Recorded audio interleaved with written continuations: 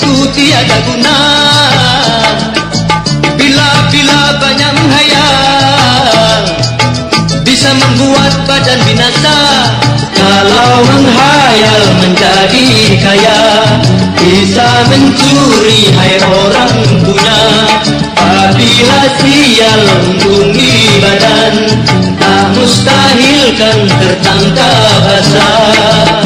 Bila banyak menghayal, bisa seperti hai orang gila. Tahu-tahu engkau tertawa, menghayal senang padahal susah. Daripada tidak punya kerja, lebih baik kita bergembira. Mari menyanyi berdendang riang, agar hayal tak